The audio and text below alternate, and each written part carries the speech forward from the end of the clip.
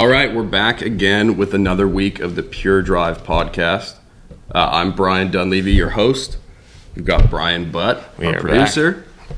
We got Adam Kolloff here again this week. What's up, guys? Excited to be back. Yeah, should be a good week.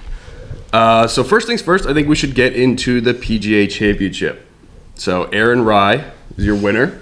Yeah. You finished at 9 under for the week. Did you watch much of Sunday? Yeah. Not easy as a parent who has two kids and you're driving around Massachusetts to different sports games. But I did watch quite a bit, as much as I could. I thought it was an amazing tournament. I really did. I thought the golf course was really fun to watch players play on. I thought there was a lot of comments about the course, the conditions, whether it was a good setup for a major. I thought it was awesome. It was a good challenge for the pros. The pros are always going to chirp about something, but I thought it was a really good test. The winning score wasn't too low, and overall, I thought it was an amazing tournament. I thought it was really fun to watch, and I was excited to see Aaron Rai win. Yeah, it's cool to see Aaron Rai win. Going into the week, or into the weekend, rather, Aaron Rai wasn't necessarily my first pick. I don't think he was anybody's.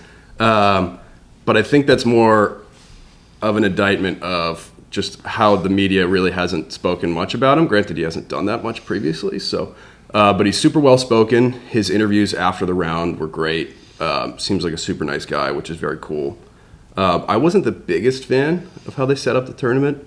Just kind of felt like there really wasn't an opportunity for a player to go backwards.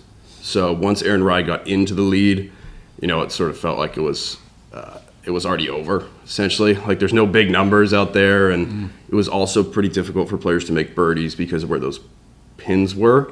So once he's up by 2, he's not going to make a double, and no one's going to go make 5 birdies in a row. So it just sort of felt like that kind of back nine. Yeah, so I think it was different. So it was fun to watch because it was different, but I think it made for a better Thursday, Friday than it did Sunday. Yeah. I think watching it Thursday, Friday, and the guys grind it out, that was fun. But when you get to Sunday, you want to see a little more fireworks. And we were talking about before the show, once Rai went up 2-3, so there was no doubles, which I think was the biggest thing. Yeah. Like, you watch the Masters, guys make doubles all the time and fall way back. Rory made a double last year when he won.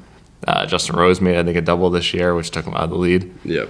That wasn't happening at this course because it was, even if you're in the rough, you roll one up to the front of the green or just short, you get up and down. Worst, you 2-putt, you make a bogey. Definitely. Or you hit the fairway, you hit the green, you got a 40-footer, and you 2-putt or 3-putt. Yeah, it kind of felt like regardless of where you were off the tee, you could get it at least on or around the green. And then these guys are so good at wedges and putting that worst they're ever going to make if they're around a green, unless you're Alex Smalley skull on a chip, is going to be a bogey. And a bogey, they could erase that fairly quickly with a birdie. Yeah. Versus, I kind of like to see big numbers. Yeah, I think the other guys were making big numbers, I would say. There were some guys behind Aaron that really struggled. Like that last group, those guys they don't have great experience. No.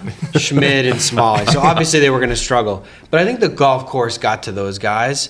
And I think some other big names, they got bit pretty hard by the golf course. But I see what you're saying. You could go low at that course. The fact that Aaron went 30 on the back was shocking. is insane. Yeah, it's insane. That 70-foot putt is ridiculous. Yeah, it was cool. What other names were you guys hoping to see come alive on the back or give Aaron a run? Were there other players you were? So, I felt like Rahm had the game too. He just didn't hit enough putts. Yeah. It's funny. Going into the week, I'd said I did not think Rahm was going to play well. Obviously I was wrong. I felt the same way with that. Cool to see Rahm playing well in a major. It's been kind of a while since he's done that. But I still really didn't feel like he was going to give much of a push. Maybe that was the course setup. Maybe it's just because of the past couple of years since he's been on Live. It's just been sort of lackluster. But I didn't feel like he was going to give it a push. I thought Rory going into Sunday. And he just didn't have enough fairways. Yeah. Like he was doing everything else really well. But he couldn't hit the fairway. So he wasn't giving himself close enough birdie looks. Yeah. How about Live Golf? I know, they found that a good showing. Representing at Cam the Smith PGA. playing well again? It's wild. I said, well, now they have to, they're basically unemployed now, so they have to start trying. They're resume building. Do you think that added pressure playing in that tournament? Because they know if I win this is huge for my career. Now it's 5 years. Exactly. Exemption. I thought that was a real thing that these players were feeling out there. If they win a major, I think it's a 5-year exemption for every major. I believe so. Right? I believe so. So that for a guy like Cam Smith, who knows what his future looks like, if he won the PGA, I mean, that takes so much pressure off. And he won his major, 3-4 years ago? So he's running out of years. He's running out of time. Yeah. Yeah, I saw he switched coaches. I think he did? To Claude. Yeah, he went to Claude Harmon. Oh, okay. They mentioned that on the broadcast. Very cool. And like seeing pretty much immediate results, which is cool. So Yeah, obviously that's awesome. switching coaches, he seems to be putting more work in. Maybe he's finally. It felt like when Cam Smith was sort of the live golfer, like he went to live, sort of stopped caring, just went on his boat and started playing some pretty bad golf. Aussie DJ. Yeah. And then now that live is kind of over or on its way to being over, he's maybe realizing, oh, I got to actually start figuring things out. Otherwise, I'm going to be out of a job. Yeah. Yeah, that's real pressure. Yeah. I thought it was cool to see that in the PGA. To see those guys play well, I think you realize there's a lot of competition that's out there beyond the PGA Tour. Yeah, definitely. Most people don't tune in and watch live, and I don't really tune in myself, but sometimes if I see it, I'll throw it on, and I'm looking at the leaderboard, I'm like, man, there's some good players that are on live. Yeah. It's going to be great to get them back. I know they will eventually play on the PGA Tour again. Some of them might not get back on the PGA Tour, but I'd say a lot of them will, and it's going to be good to see them back. Yeah. Absolutely. So just because we talked about it on last podcast, I did have my U.S. Open qualifier last week, Berkshire Hills Country Club. I did not qualify. How many putts? I shot another 76 with the same amount of putts, 37. Oh, okay. One less green, 13 instead of 14. One was just on the fringe. But yeah, 30.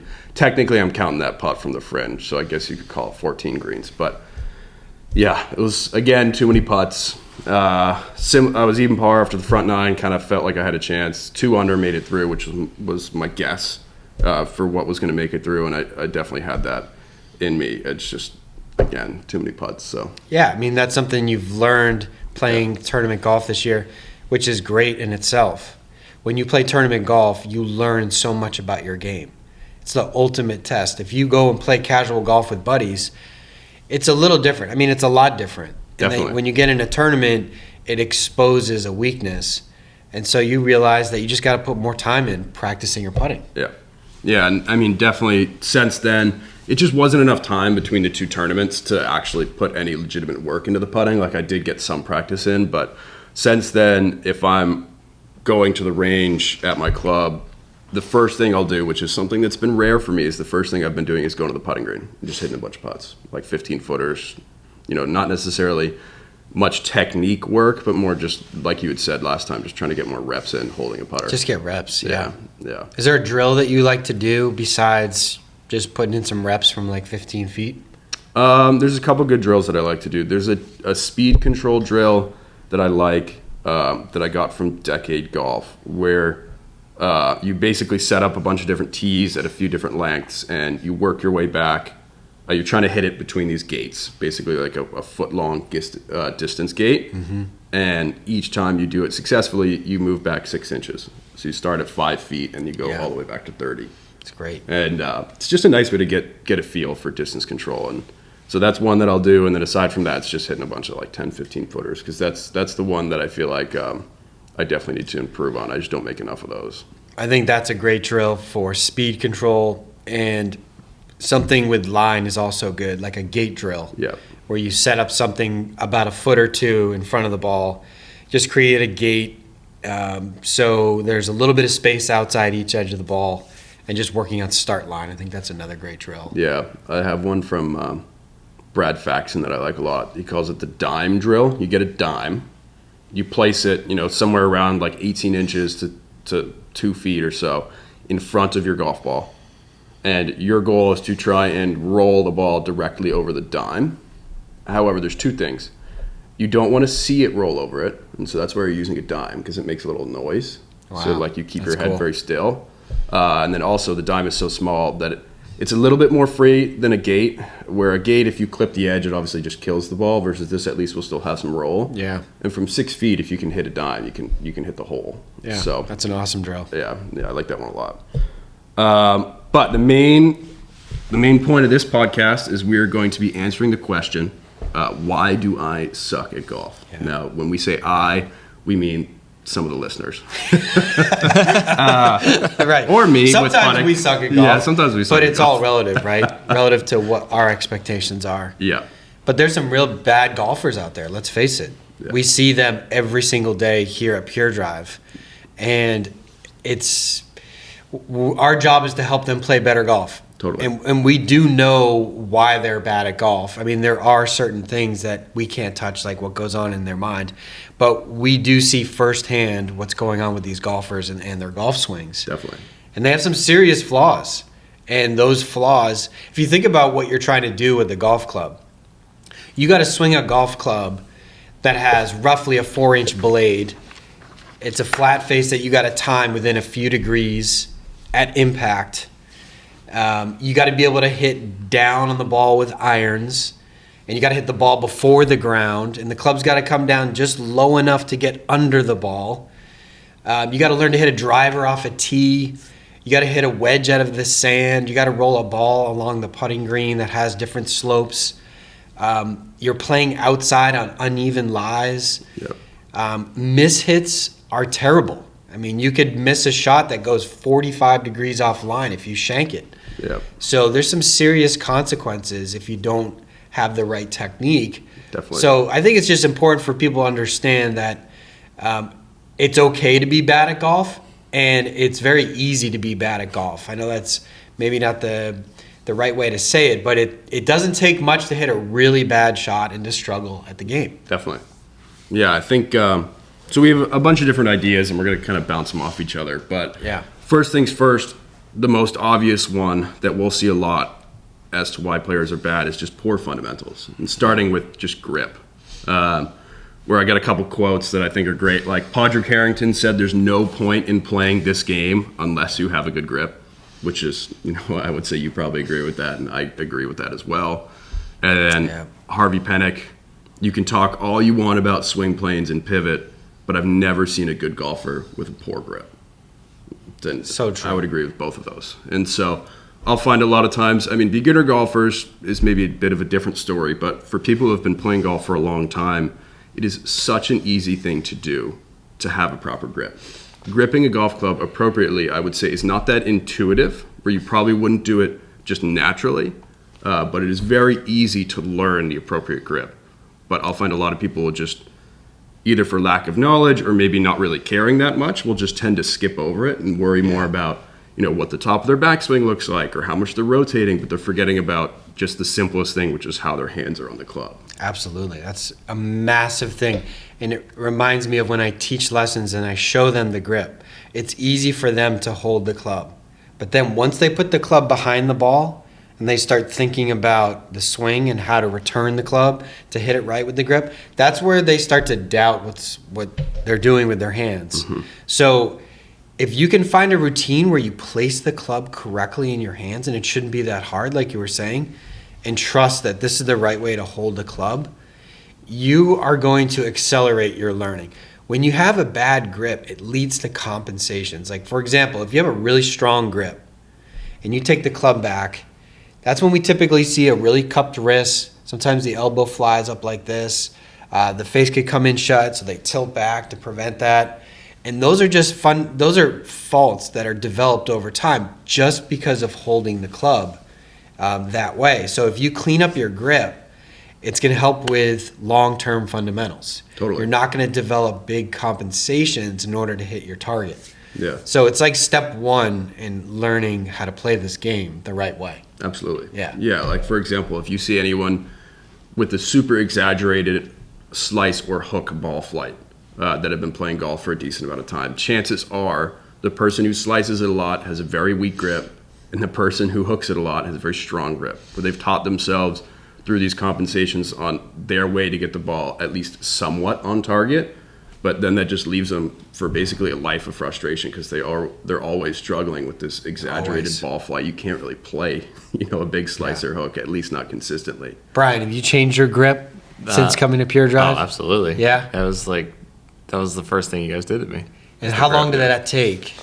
Took a lot of hours sitting on the couch just holding a golf club in the proper way. Yeah. But It's a great way it's of the easiest way to it's the easiest thing to fix because like I said, you can just sit at home and hold a golf club. You don't even need to swing it. Yeah. So I did that a lot when I started working here, and you guys were like, I didn't know anything about golf really when I started coming here, and you guys.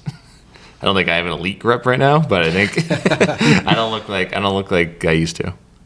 Yeah, I mean, walking down the range, you could pick out a player without seeing anyone swings. You could kind of have a pretty good estimate of their skill level just by watching how they hold on to a golf ball. Oh, man, it's unbelievable. Yeah.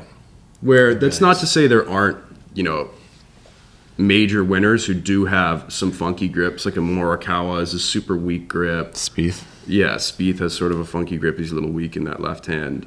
But if you were to see the vast majority of them, they're all within, a certain range that you'll see is going to give them the most success. So Absolutely. Absolutely, that I think is the first thing. The second thing, aside from grip, is proper setup. So appropriate balance and weight on your feet, left, right, and toe, heel. So I'll see a lot of golfers that either don't know or don't care about having the appropriate stance. So correct width, correct ball placement for different clubs, which is a tricky one, especially for newer golfers. I'll see, learning that the ball placement does change depending on what loft you have in your hands. It can be tricky. Things like driver, I'll see a lot of people don't realize how different the driver setup has to be. We're changing your spine tilt and obviously a little bit wider feet and ball placement more forward.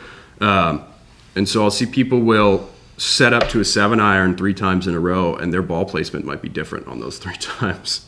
Yeah. Or their stance width might be different. That's huge. Yeah. It's so true. If you don't have the right ball position, if you play a 7-iron, like where you play a driver, you might hit a fat shot. And then you start working on your swing because you think it's something off, like you're casting. But if you just move that ball back in the middle, now you can make the correction. So there's these little things that people overlook. Driver, if it's not forward and you play it back like where you play your 7, you're going to block it out to the right. You're going to miss fairways. And then you 100%. think, okay, the face is open. I got to start bowing my wrist. But just play it a little more forward off the left heel, tilt a little bit to the right. And that might be a game changer. So there's these little things that we try to help our students in lessons. And I think people need to do their research to figure those things out. People do research on YouTube, and you see this all the time. They'll come in and they'll be like, oh yeah, I've been watching all these videos about my swing, and it gets really clouded with what they're trying to do. Yeah. And there's these little things that sometimes will make the biggest difference. Definitely. Like how you hold the club and how you set up to the ball. So you can't overlook that stuff. 100%. I think just those 2 things, if you can have a proper grip and a consistently solid setup, you probably won't suck at golf anymore. Yeah. You know what like I mean? if you master those basics, you probably won't suck. Yeah. You're You're going to hit bad shots, but it's going to get a lot better. 100%. Yeah. Where, like, especially for myself, I'll play with, a lot of different amateurs on different rounds, and I'll see them think that something went wrong in their swing. Yeah. And that is what caused them to hit a bad shot. You always hear they'll say they did something wrong, but it's like there was 18 other things. And I'm like, if I showed you a good swing of yours and that swing, they would look almost identical. It could be as simple as you had the ball 2 inches forward. 1 inch forward. 1 inch, yeah. Yeah, Or doesn't you take were much. an inch further away. Yeah. And And you hit it on the hill, you get this weak fade. Yeah. So that, I think, is if you're listening to any of this, having a proper grip, having a proper setup, if you can get both of those things right, you probably will suck a lot less. One thing I always see too when I get paired with like someone random, this happens like a lot. You see this guy line up with this 8-iron or 7-iron. He has a ton of shaft lean. Mm-hmm. He sets up to the ball. I know it's audio, but he'll be like this with a club. Yeah. And I'm like, because he probably watched the video and be like, you need to compress the ball with shaft lean. Totally. So he sets up to the ball like that, and I see that all the time. And I'm like, I know this guy's game. Yeah. Well, I'll see that a lot. Like, and they start with a lot of shaft lean, and starting with an excessive amount of shaft lean, it effectively makes the club shorter. Yeah. And then if you extend those wrist angles just a tiny bit, you're gonna chunk or shank it. Yeah, see a lot of chunks. 100%. Where it's much easier to start with less shaft lean and then maybe try and gain it later. But just the misses will be a lot less scary if you don't start with something weird like that. That's a good example of how you should learn the game. Some people assume do the thing at setup and then it will be that way at impact. Mm-hmm. You actually might want to think about the opposite, like less shaft lean at the start, and then you might have room to create some more. Definitely. Just a quote not a quote, but Calvin Pete, right? Oh, yeah. So he's the most accurate driver. Broke his arm. Yeah. Most accurate driver of all time on the PGA Tour. He played 1,200 PGA Tour rounds, and he hit one ball out of play. Ridiculous. Crazy. And so obviously there was a ton of videos. This is a long time ago, but he would always emphasize, with driver especially, having the same stance width, the same ball placement, and the same posture. Because everyone's going to ask him, oh, what do you do in your swing as to why you hit it so straight? He's like, hey, I don't even know what I do in my swing, but I know that my stance and my ball placement are the same. And that basically is is a huge reason as to why he is the most accurate driver of all time. Yeah. And those influence your path and your face. Big time. Which those two, the interplay of those two are going to influence accuracy. For example, you play the ball back, your path's more into out, the face could be open. Play it more forward, path could be out to in, face more closed. Yeah. So you can make corrections in your accuracy just by moving the ball forward or back. Definitely. Obviously, there's a window, like a safety zone, so don't get crazy. But if ball placement and your stance and your posture are good, you can hit the ball a lot better. Yeah. Something else that I think is important is stat tracking. Doesn't have to be super, super intensive, but I'll see a lot of players, especially they'll come in here, we ask them about their game, things like that. And it's rare that someone can give me stats. Fairways, greens, putts, like super simple. And then maybe even add in how many balls they hit out of play. And what tracking these stats can help with is it helps us see basically what this player needs to work on. But it also helps the player when they go to the driving range focus on the areas of their game that they actually need to improve on. Where sometimes what a player thinks they need to improve on compared to what their stats say is not the same. Yep. Where I'll see guys, they're like, oh, I really want to work on my driver. And you see the stats, and maybe they're hitting 55% of their fairways and maybe hitting one or two balls out of play, which is pretty much right on par with like a 10 handicap. And then you see they're up and down, they're putting, and maybe their greens and reg, which is way lower. And they say they want to work on their driver because maybe those misses sort of stand out to them more. But that's right on par with the 10 handicap. They just need to improve their iron play and their wedges. Yeah. So that's another huge thing. Do you have any thoughts Yeah, I on thought stats? stats are important. What I see a lot is in lessons, students will come in and they'll say, just like you said, oh, I got to work on my driving, I got to work on my swing. And then I'll ask them about their short game and they'll say, oh, I just need to practice more. And what I would recommend is if you're listening and you have a lesson coming up, go into your lesson, ask them for some help with the swing, but also show them a few short game shots. Show your instructor your technique on a few short game shots, because I want you to get some feedback if your technique looks okay. And because often it's not just a matter of practice. Practice is obviously so important, but there may be a flaw that you need to fix in your short game. And then that could have a dramatic influence on your scoring. Definitely. Yeah. Yeah, especially with short game too, a lot of it is just setup. Where if a player, let's say we have 15 minutes at the end of the lesson and they want to take a quick look at some wedge play, they'll set up to a 150-yard shot the same way they're going to set up to a 30-yard shot. Right, feet, shoulder width, ball placement, middle. Happens all the time. And I'm like, yeah, and there's a difference between those shots. There has to be a huge difference. Yeah. So, just improving things like that can help a lot. some practice habits. Yeah, I thought that was. I think you had some questions in regards. Well, one of the to questions, practice habits. yeah, absolutely. On Instagram, I posted to see if anyone wanted us to answer questions about why they suck at golf. One of the questions was, what can I do? How can an individual build an actual practice plan to improve and have useful range sessions? So this was an amazing question because it really gets to the heart of why people are not good at golf. What I think that starts off with is you have to understand your golf swing, your ability level, your current ability level. You have to understand what you need to do to improve, and taking stats would be important. So you know if it's putting, chipping, iron shots, tee shots. Figure out what it is, what area needs to improve the most.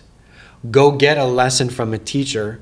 Learn those specific things that you're doing now that are faults, and then the exact corrections that you need to make with some drills that you can practice at the driving range, and then go to the range and practice those drills. When you're at the range, you need feedback. And it has to be more than ball flight. Ball flight's good because if it curves left, the face is closed. If it's, hit the mat behind the ball, all right, that's feedback, you hit it fat. But you do need some feedback. For example, if you use training aids are amazing if you have the right ones. I've created a bunch of training aids. Pure Plane, for example, you can set an alignment stick at an angle and work on shallowing the club if that's something you need to do. The practice gloves, it's something I created that keeps the club in the right place under the heel pad. That's going to teach you the right feeling of how the club should be placed in your hand. So getting the right things to work on, going to the range, and getting feedback. Also consider coming to a place like Pure Drive where we have TrackMan and we have video. We got this cool stuff from TrackMan, this 3D body motion analysis, which is amazing. It quantifies what the body's doing in the swing.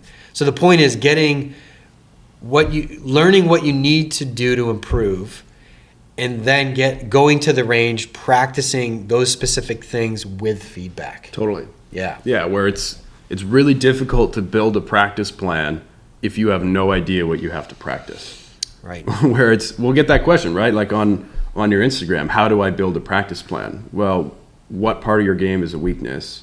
Well, like, what do you have to work on, right? If without knowing that, you don't know how to build a practice plan. Totally. It starts with that. Yeah, something that I think that every golfer should have, especially if you're one who goes to the driving range, is just go get some Dr. Scholl's Athlete's Foot Spray. And when you go to the driving range, spray it on the club face and just see where on the face you're hitting the golf ball. Where a lot of people have literally no feel for where they hit it on the face. I mean, how often do we see that? Yeah. When they hit it, they shank it into the wall. We know it was a shank, and you're like, where do you think you hit it on the club face? And they'll be like, I'm not sure. Seriously. And that's a huge problem. 100%. Where I think just getting rid of and being able to look down after you hit a shot, see the face, go, okay, I hit that one on the toe, for example. And then maybe the next shot, trying to move it a little bit more towards the center. But having an idea of where your bad shots are coming from, where it might not be a swing thing. Mm-hmm. It could be something like ball placement. It could be something as simple as contact on the face. It does take some practice to improve on, but it's probably the lowest hanging fruit to improve on. But yeah, I think every golfer should have that in their golf bag. It's like $4 on Amazon. I don't know why more people don't do it.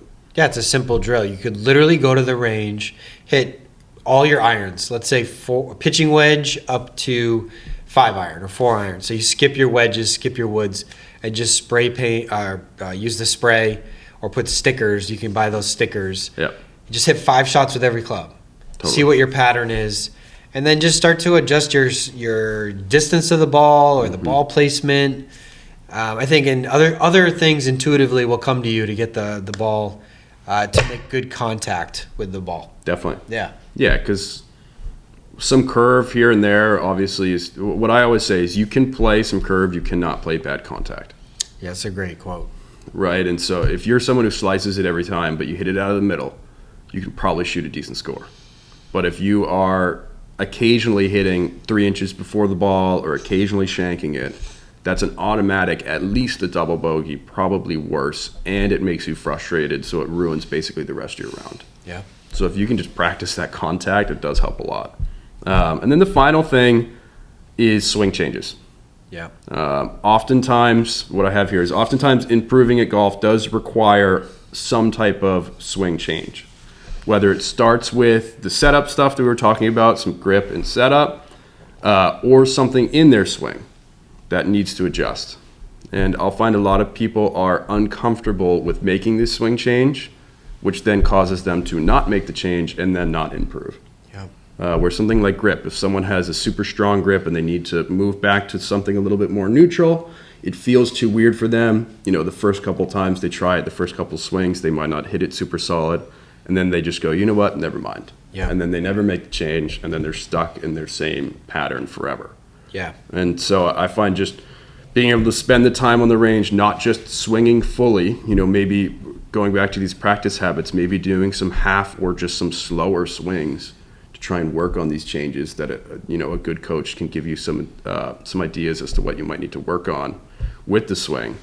But being able to make these changes, I find a lot of times is the barrier to getting better at golf. Yeah, and results could be the biggest enemy to making a change. Yeah. If somebody comes in for a lesson and I show them a new grip, they might be afraid of not hitting it correctly, slicing the ball to the right if we went from a strong to a neutral grip, or hooking the ball if we went from a neutral to strong grip. And they may resist the change because they don't want to see those results. Even if they're not seeing them yet, it might be just in their head. If you're on the golf course, try not playing around when you're not keeping score, because thinking about the results in terms of what you're going to shoot that day, that can also get in the way of making swing changes. Definitely. And just hitting the ball somewhat solid straight is hard enough. Don't add another layer of what am I going to shoot that day. Yeah. Because you're not going to change your swing. You might make like this much progress, but you're going to make more progress if you can not worry about the results at the range and go to the golf course. Don't keep score. Just go have some fun. And I know the cost of playing golf is a real thing, but I would strongly suggest paying for a round of golf, playing with a friend, and just telling your friend, like, hey, we're not going to play for score today. I just want to hit some shots. I'm working on something in my swing. Go play golf that way. That's fine. You need to go work on things. You want to get better.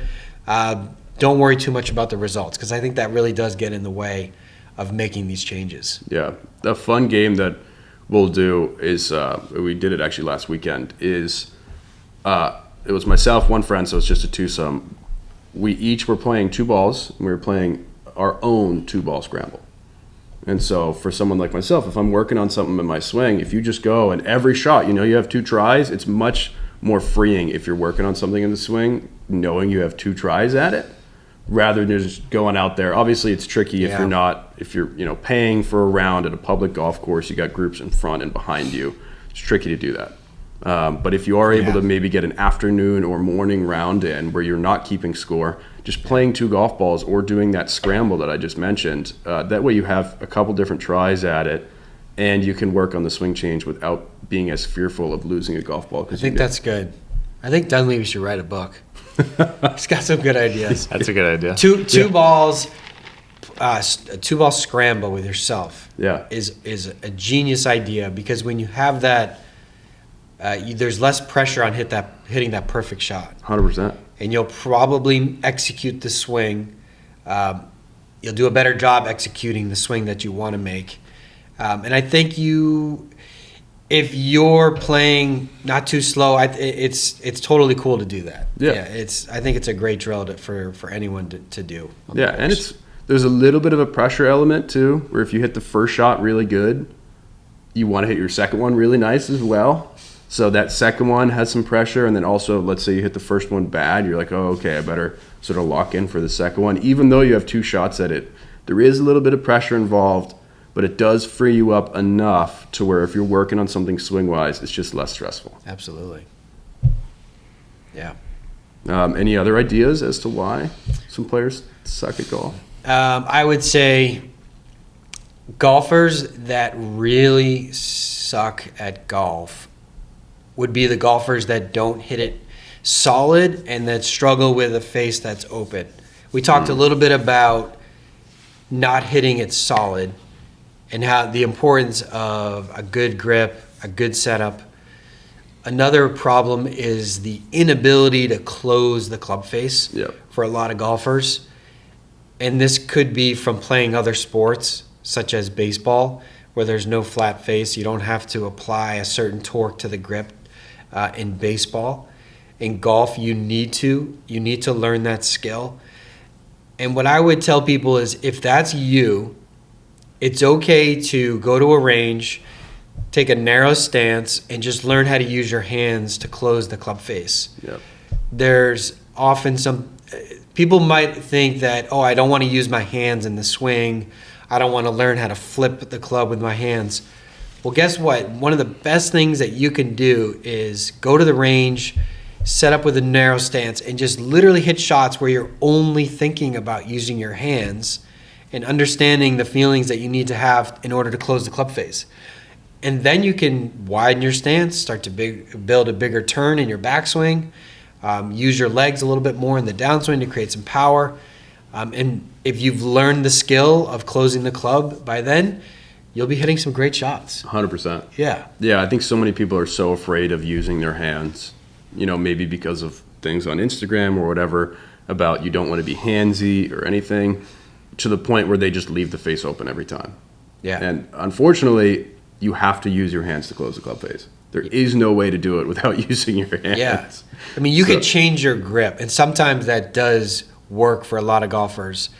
But we've seen it all the time where golfers with a slightly strong grip, and we don't want to teach them more of a strong grip. They'll leave it open, and that's where we have to get in there and force it to get them to 100% feel the difference, either by holding the club and making them turn the face closed. Yeah. I remember one time you were telling me about a lesson where you just had a guy hold the club up in the air, and you were like, all right, just close the face. And he closed it.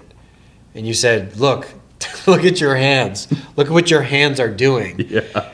You have to understand that your hands need to do that in the swing. And to us, we take that for granted because you and I are like, duh, just close it. But sometimes our students don't realize what they need to do. Definitely. And it does start with your hands, and don't be afraid to learn how to use your hands in the golf swing. Yeah. Yeah, regardless of how closed a face looks in the backswing, it is still open relative to the target line. So for a face to be legitimately square to the golf ball at the top, it needs to be pointing behind you. Yeah. Which is, very rare. You shouldn't be doing that. You shouldn't be doing it. You won't get a ball airborne. Right. It's going to open a little bit. Yeah. So even Dustin Johnson, who has a closed club face up top, it's still open. It's just less open than someone like a Tiger. And so both of these players, there still is a closing element in the downswing that I find is a lot of players really struggle to learn that. Yep. Absolutely. Yeah, I think that's a big skill to learn for golfers. So if you could hit it in the center of the or if you could learn the proper setup and a basic swing where you're hitting it somewhere near the sweet spot. Yep. And you can learn a skill of closing the club face. And that might be a lot right away for a lot of golfers, but start there if you really struggle with this game. Definitely. And start small. You don't have to start swinging 100% on the driving range, right? If you can't do it at 100 yards, good luck doing it at 180. And so start at 60 yards with a pitching wedge, just trying to see if you can get solid contact and a square club face. Super simple. One other thing I do want to mention is the score variability. People assume they need to be consistent and shoot within 3, 4, 5 strokes of their best score, right? I think within 10, maybe even 15 is realistic. Yeah. If you're outside 15, maybe you're the variance is 20 strokes. That's probably too much, but don't expect consistency where your scores are within 5 strokes every time. No. That's not golf. Not possible. Yeah, and I think if you have that 20 stroke differential, it's probably more mental right? Like, it's definitely not all physical. You probably hit 1 or 2 bad swings, or Yeah, it's you got upset, you got frustrated, and that influenced Definitely. your performance. Definitely. And something also to note, depends on what golf course you're playing, where you could be playing a course that is rated on GIN at, it's par 72, it's rated 67. That's right, great point. And then the following week, you're playing a course, again, par 72, but it's rated 71 from the same tees. And, you see this, for example, a 10-stroke differential, but the actual differential and difficulty on that is maybe 4 strokes. Yeah. So being able to understand course rating, slope rating, things like that can help alleviate some frustration on some inconsistencies in scores as well. Yeah. For sure. Don't be obsessed with score. Yeah. Easier said than done. But like I said, if you're obsessed with the results, it's hard to make changes in your swing to improve. Yep. And then that gets in the way of performing your best. Every sports psychologist would agree. If you're focused on the results, you lose the focus in the moment. Definitely. And if you lose that in golf, you're not going to go through the proper steps to hit great shots. Yeah. Yeah. One last thing I want to add real quick. People not knowing their body limitations as well. It's true. That is Right, true. like, I remember in the winter we learned, like you were looking at me, we looked at my left shoulder, how I couldn't fully turn it. Definitely. Which is why I was leaving the face wide open. 100%. And then we also realized about my ankle mobility, going in and out. That I have extreme mobility in one way, but none in the other way. Very true. So- so I'm TPI certified, and something that they do in TPI is they basically teach all of their coaches to have a physical assessment that you can give to a player. And so it gives the coach an idea of what this player can physically do. And for example, let's say someone has extremely poor wrist mobility. They're going to have a shorter backswing. They might need to have a different grip in order to square up that club face. Yep. Compared to someone who is extremely mobile in one area. They probably need to grip it differently. They probably need to set up differently. And so knowing what you can physically do is extremely important to improve as well. Yeah, it's huge. Yeah. That could be a whole other show. Yeah, that could be. We're gonna save I think that for the we'll next save show. the TPI stuff because I think a lot of people, especially now, TPI is getting more popular in on YouTube and things like that. Yeah. I think we could save that for a separate episode and dive a little Yeah, deeper. we'll into try to it. convince people that when they get back fusion, it will influence. It will influence their swing. Oh, if you have Torn a labrum double knee does replacement, influence your positioning at the top. yeah.